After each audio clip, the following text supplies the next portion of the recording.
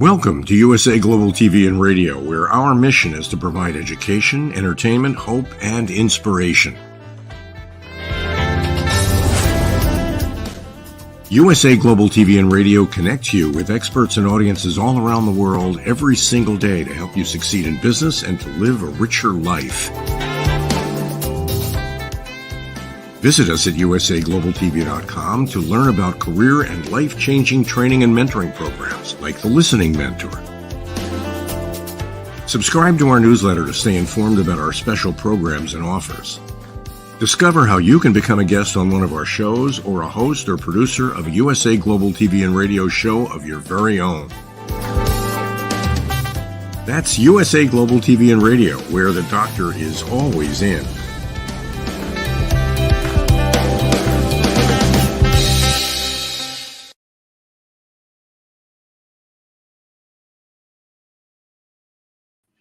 Hello, USA Global TV and Radio watchers and listeners, and welcome to Talking Heads. I am Mariska du Preez, for those of you that do not know me, and I am a transformation and leadership coach, helping people that go from a specialization into leadership, as well as those of us that is moving up the ranks in the different areas of leadership, that we move into. And today we are going to look at how we can play to our strengths. And as a leader, especially new leaders, this is a very, very important element, because it's not only playing to our strengths as an individual, which for most of us, we know how to do really well if we are an individual contributor. It is also making sure that we play to our team's strengths and understanding what that is and how that works. Now, first off, I am sure that some of you might be wondering, well, strengths, what is it that we define as strengths? And it's really the stuff that you can do without having to bat an eyelash in any way, shape, or form, and it is really easy for you. That would be a strength. So not necessarily having X-ray vision like Superman. We have other types of strengths. And each person has specific types of strengths that they can use really well. We can always develop them as well. So I know that for a very, very long time, for myself in any case, there's been this concept around, well, we have strengths and we have weaknesses, and it's good to know what the strengths are that we have, but we need to improve our weaknesses. And I have learned through, some of the studies within the positive psychology range, as well as some other studies within performance of teams, that when we focus on the weaknesses, we might have incremental changes that happen. When, however, we focus on the strengths, there are big, big leaps we can take. And that is why we titled this specific educational slot as playing to our strengths, because it gives us a big advantage. So how would that look like? Now, to give you an example, I have a client that I spoke to not so long ago that is really, really good with building relationships. They know exactly how to go about doing that. They have really strong relationships. And typically for them in their environment, people will come to them, speak to them about their concerns, about things, hopes and dreams, things that they want to get resolved. And this person has a colleague that's really great at detail. So they love analyzing things. They really, really enjoy getting into the detail, finding out how things work, pulling up charts, all that sort of things. And the question that came about was, well, I want to develop in my own space, and I do realize that I need to get a little bit more of this detail-orientated stuff on board.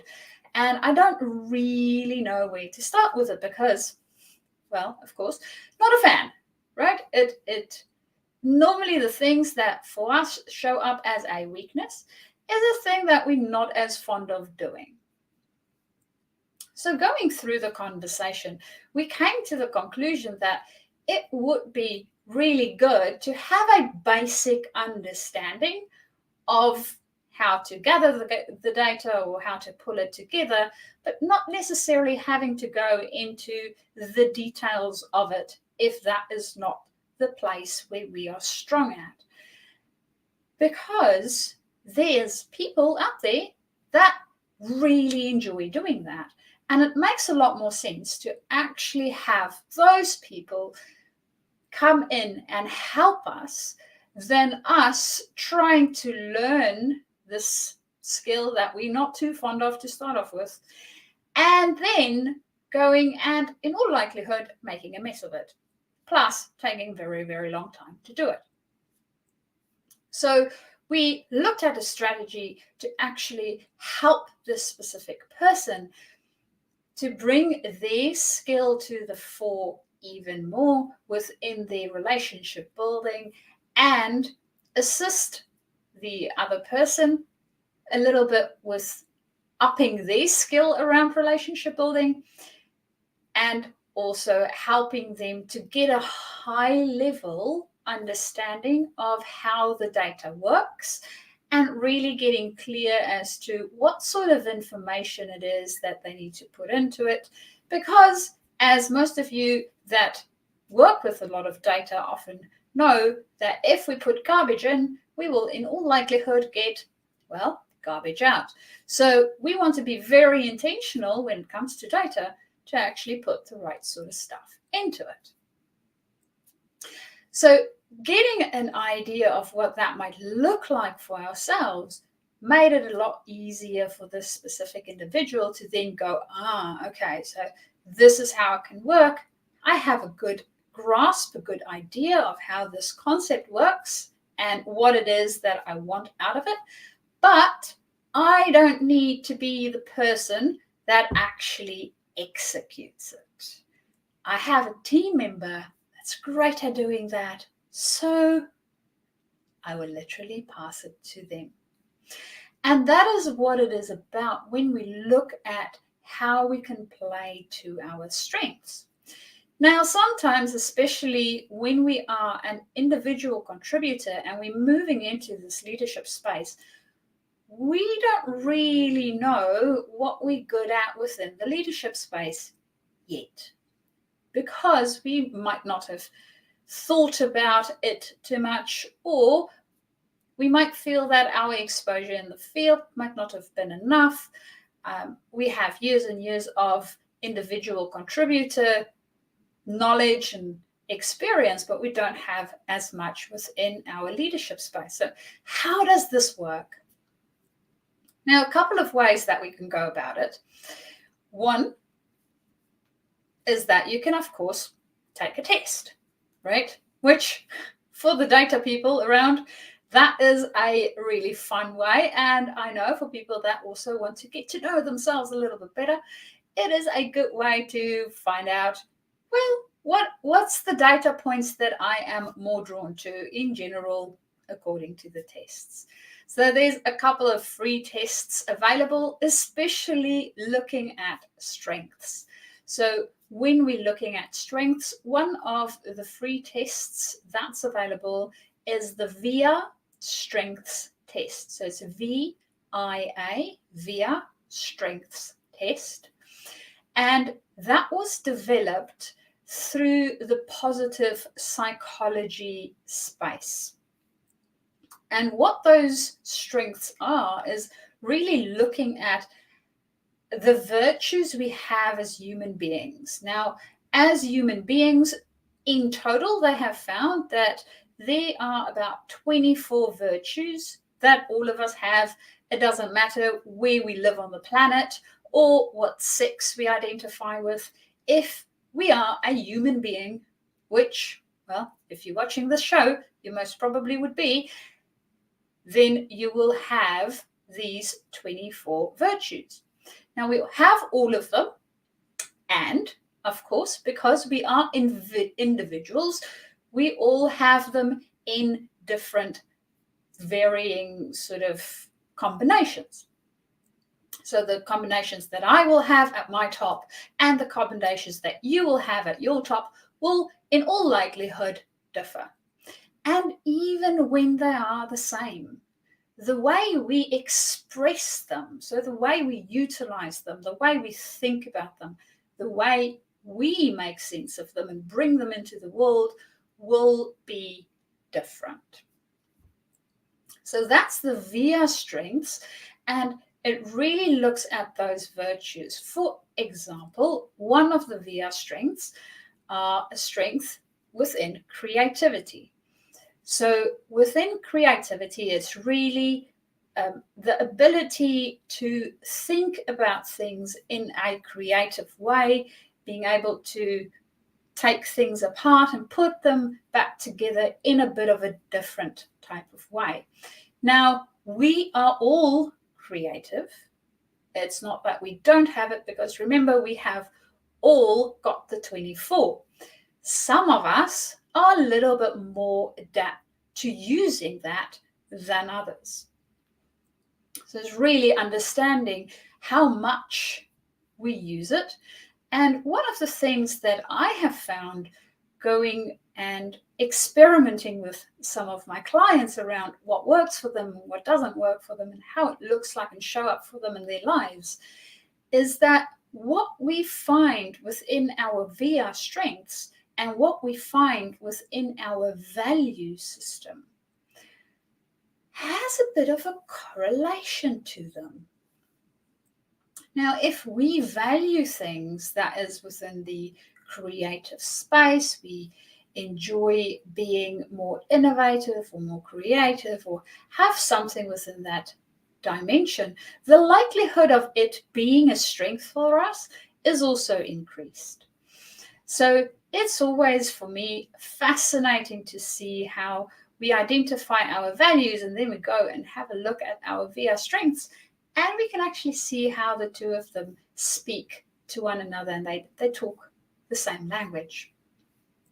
So that's one way of finding out what our strengths might be. And of course, as I said, that is 24 virtues that we utilize. The top 5 on the list are the ones that we utilize most and we are most comfortable with. Of course, if you would like to develop some of your other ones, there are a variety of different ways to do so, and that is also available on their website. You can go and have a look at how to develop your specific strength a little more. Now, having that gives us a good idea of what's the things that we already know that we are good at and that we bring to the table. It feels good. We feel good in our skin when we can bring that. We are very happy in our work environment and our life when we can bring that. The other, there's other paid sort of strengths assessments as well. The Gallup Strength Assessment is one of them that springs to mind, and it is very focused on specifically the work environment and how that might look like. So there's a variety of different ones that we can take and have a bit of a look at what resonates with us within those tests. Then another way to find out what is it that we have as a strength and how we can play more to it is to speak to, well, those around us. So when you think about your strengths, typically we don't realize it's a strength because we are so used to doing it. It It is easy for us. It is something that we typically don't even think about. It just happens. And other people notice it because it's not necessarily a strength for them. It's not necessarily something that they might be good at. So it stands out for them a lot more than it might stand out for us. And that is the way that we find out what those strengths might be. So we speak to those around us, and this might be our family, our friends, our colleagues, people we report to, or people that report to us, and finding out what it is that they see us do really well, that for them it might feel like it's really difficult to do. We make it look like a breeze. So those around us will be able to identify for us what it is that come up for them. And of course, because they have different strengths and in different varieties, they will notice different things. So we might have one person mention one thing and another person mention something else, because maybe they have something that is more or less similar to what we have that the one person mentioned, but they don't have the other element. And that would be something that then stand out for them. So it's good to have a couple of people, different people, that we speak to and find out what they see as our strengths. Now, of course, we want to be able to also apply this in our work environment with our team, right? We are a team leader. We work within the team space. And even if we are not the official team leader, so we don't have the title, we can still lead the team or a group. So understanding what our group's strengths are is also very, very helpful. Now, a way of doing that is also to think about what is our ABC work. What do I mean by that? Well, if you think about when you were in school, you might remember that there were subjects where you got A's. They were really easy for you to do. You really enjoyed them. They invigorated you in some shape or form. Then we had B subjects. Now, typically, they're not too bad. They might sometimes go into an A minus, and sometimes they're like a B, B plus. So they're sort of in the realm of, yes, we enjoy them. We might not enjoy them as much as the A ones. They take a little bit more effort. I need to study a little bit more to actually get a B for them. But we're still fairly good. Then we have our C subjects. Now, if you were an all-A student, you might not know this concept, but life would have taught you a few things around things that you might not be so good at. And it might have been in the sport realm, not necessarily the academic realm. So thinking about our C sort of things is things that we can do them, not our favorite. We sort of scrape by on those. Then we have our D's. So D's are things that typically, if we can avoid doing them, we will avoid doing them. We're not good at doing them. There's a lot of mistakes that's going to creep into it. And it takes us a long time to actually perform that task or the group of tasks.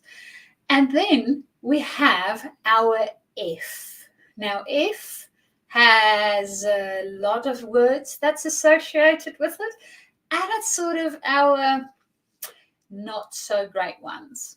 So we really struggle with them. We avoid them as far as possible. If we were to do them, there's going to be more mistakes than not. Somebody else will most probably have to come and redo the work and use a lot of the F words in the process because we've F'd it solidly. So that's the F. Understanding what it is that's A for us, B for us, C for us, D for us, and F for us is a way for us to understand what our strengths would be. So the A work is our strength environment. Yes, B work is still within our strength space. We want to sort of see whether we can do the C's, D's, and definitely the F's. We want to give that to someone else. So it might be that we need in the realm that we are in or in the position that we are in, we need some understanding of some of the things. And that's okay, but we don't physically want to do it. Now, if, for instance, we are very, very detail orientated and we don't like strategy, the likelihood of us doing really well in a position where we need to focus on strategy will be a little bit more tricky because it isn't something that we're good at. We really like the detail and we, in all likelihood, going to frustrate the other people a lot. So also understanding our strengths makes it a lot easier for us to then understand what type of positions are good positions for us to pursue. Because different types of positions will have different types of requirements. For instance, a leader within a regulation space will have different things that they're going to focus on and most probably a lot more detail than a leader within, say, a maintenance space or within a sales environment. So understanding what it is that we are strong at and really playing to our strengths not only helps us to do a good job and identify the right position for our strengths, it also helps our team. Because when we know what we're good at, we can make sure that the team that we surround ourselves with bring in the C's, the D's, and the F's, so that that is their A work. And it makes it easy for us not to worry about it because, well, we know they've got it. So understanding it for ourselves, we also, as a leader, want to understand it for our team.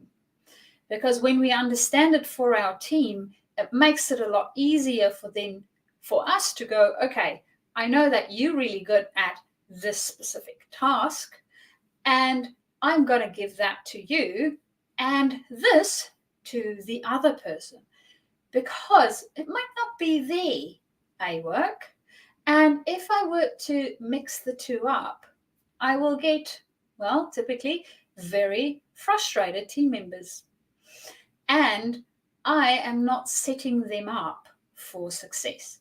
So understanding your team and what they're good at so that we can all play to our strengths.